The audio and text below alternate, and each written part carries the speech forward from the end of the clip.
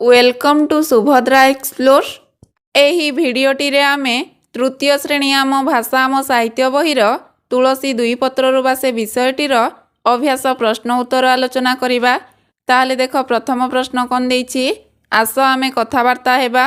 क नंबर, पठाणी सामंत केउंठी जन्मग्रहण करिथिले? पठाणी सामंत ओडिशा राज्यर नयागढ़ जिल्लार खंडपड़ा ठारे जन्मग्रहण करिथिले। ख नंबर, ओडिशार प्रथम ज्योतिर्विज्ञानी किए?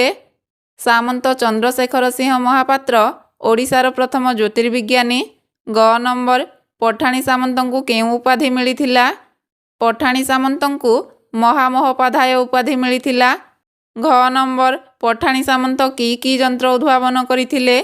पठाणी सामंत मानजंत्र, शंकु, खोगल, उल्लंबी चक्र और सूर्यघड़ी जंत्र उद्भावन करिथिले।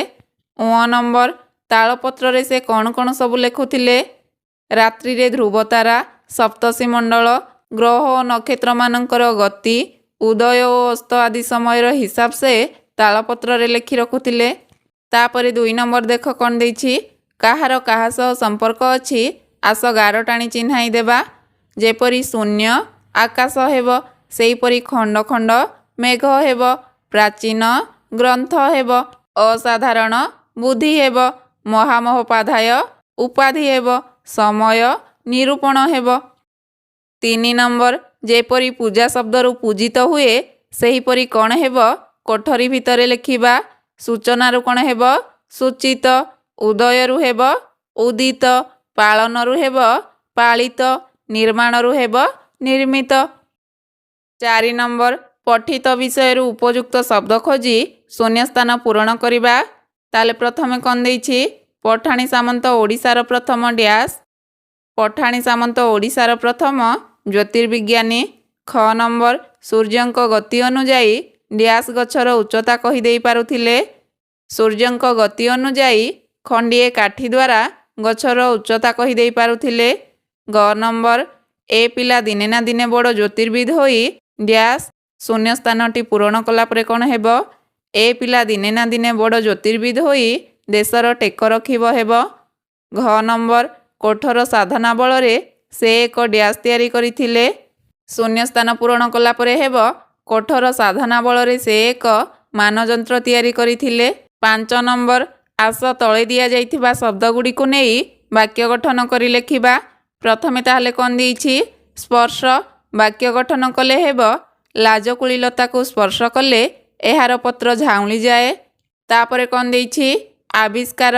वाक्य गठन कले हेब, भास्को डा गामा भारत को जलपथ आविष्कार करिथिले। तापरे कौन देछि, प्राचीन।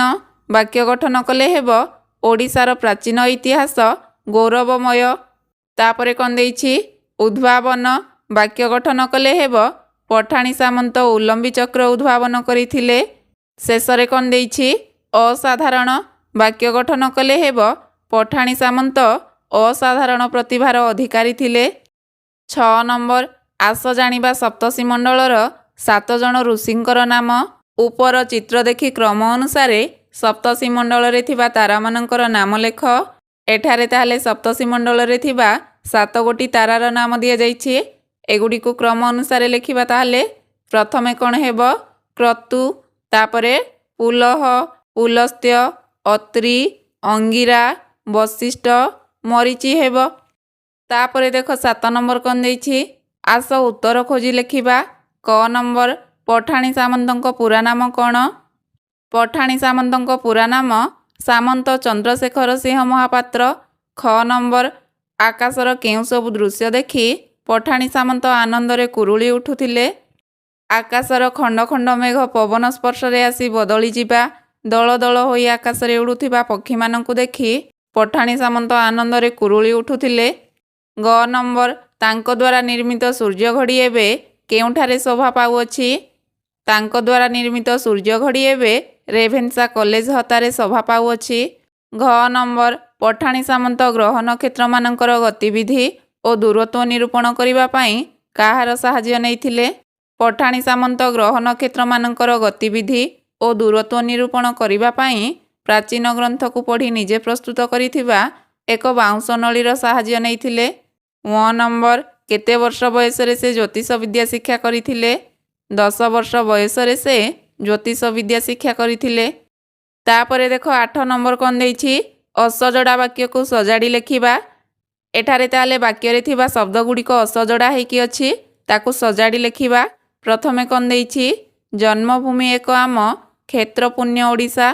ଏହାକୁ ସଜାଡ଼ି ଲେଖିଲେ ବାକ୍ୟଟି କ'ଣ ହେବ? ଆମ ଜନ୍ମଭୂମି ଓଡ଼ିଶା ଏକ ପୁଣ୍ୟକ୍ଷେତ୍ର ହେବ। ତାପରେ ଦେଇଛି କ'ଣ?